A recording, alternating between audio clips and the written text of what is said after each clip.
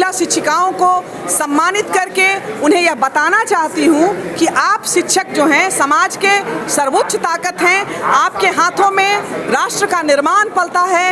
आप एक शिक्षक बहुत ताकतवर होता है, वह डॉक्टर, इंजीनियर, वैज्ञानिक और क्या क्या नहीं गढ़ता है। लेकिन आज जो भविष्य का निर्माता है, जो भविष्य बनाता है, जिनके हाथों में मेरे बच्चों का भविष्य है, उसका भविष्य ही अंधकारमय है। वह आज भी अपना संघर्ष कर रहे हैं, अपनी हर लड़ाई को लड़ रहे हैं। चाहे आप उसका समान वेतनमान की बात कर लें, चाहे उनका एक ही कार्य के लिए अलग अलग जो वेतनमान दिया जाता है उसकी बात कर लें, चाहे उनका ट्रांसफर पॉलिसी की बात, अभी तक ट्रांसपेरेंट कोई ट्रांसफर पॉलिसी जो है उनकी नहीं है। जो उनकी अस्थायी नियुक्ति का जो उनका हक है वह उनको नहीं मिल पाता है। उनका पेंशन योजना के बारे में अलग अलग जगहों पर अलग अलग समस्याएं हो रही है। कॉलेज में, महाविद्यालयों में समय पर वेतनमान नहीं मिल पा रहा है। वित्त रहित शिक्षण संस्थानों में आज तक शिक्षकों को उनको 30 साल 40 साल संघर्ष करते हो गया।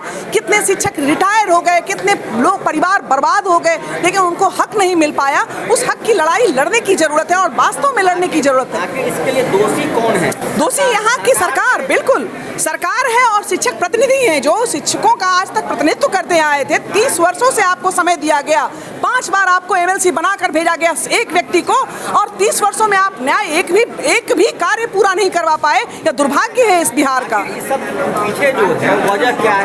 शिक्षकों की भी कई संगठनें हैं। संगठन वजह नहीं है, वो तो अपनी लड़ाई लड़ ही रहे हैं, लेकिन उनको जो आवाज मिलनी चाहिए थी, जिसको वो चुन कर लाते हैं, जो उनका प्रतिनिधित्व करते हैं, वह सरकार के पास आवाज नहीं उठाते हैं, वह सरकार में शामिल हो जाते हैं। पहले आप देख लीजिए ना, पहले विपक्ष में थे, जीत कर आए किसी वोट से, और अभी आप वो चले गए NDA में, तो वो सरकार के पास आवाज, और NDA की लगातार सरकार है, आप उनकी लड़ाई लड़िए ना, वो नहीं लड़ते हैं। लेकिन शिक्षकों का एक सवाल ये भी है कि आखिर डॉक्टर दिव्या ज्योति पे भरोसा कैसे करें, क्योंकि हर कोई चुनाव से पहले वादे बड़े बड़े करते हैं, चुनाव के बाद तो आपको जब आपने 30 साल देखा तो अगला 6 साल भी देखिए।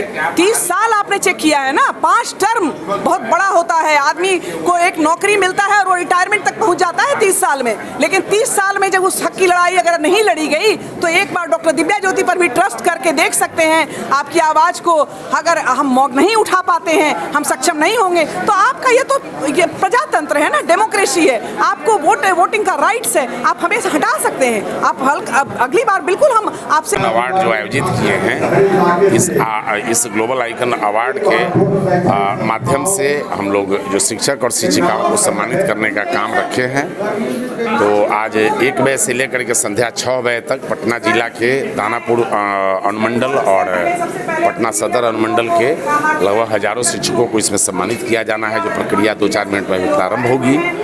और हम लोग शिक्षकों में जो उसमें बदलाव लाना चाहते थे, वो बदलाव लाने का ये हमारा प्रयास है।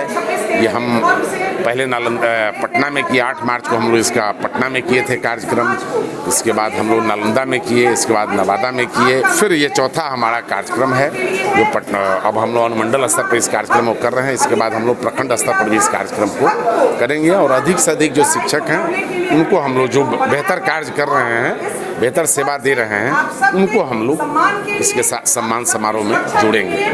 जब क्षेत्र में जाते हैं, क्या लगता है कि शिक्षकों का जो भरोसा होता है वो डॉक्टर दिव्या ज्योति की तरफ हो रहा है कि नहीं? शिक्षकों का भरोसा डॉक्टर नवल किशोर यादव, जो दारू माफिया हैं, जो शिक्षा माफिया हैं, जो होटल माफिया हैं, उनसे उठ चुका है। डॉक्टर दिव्या ज्योति की ओर सारा शिक्षक बहुत तीव्र गति से बदलाव इनके साथ जुड़ रहे हैं और बदलाव चाहते हैं। हम समझते हैं कि बदलाव की बयार है। 30 साल से पटना शिक्षक निर्वाचन क्षेत्र के शिक्षक जो हैं बदहाल स्थिति में जी रहे हैं और वो बदलाव चाहते हैं। शिक्षक बेहाल हैं, वो चाहते हैं कि हमारा नेतृत्व बदले, और वो उसी का ये दिख रहा है आपको कि हर किसी भी स्कूल और किसी भी कॉलेज में आप जाएंगे तो आपको बदलाव की वातावरण नजर आएगा।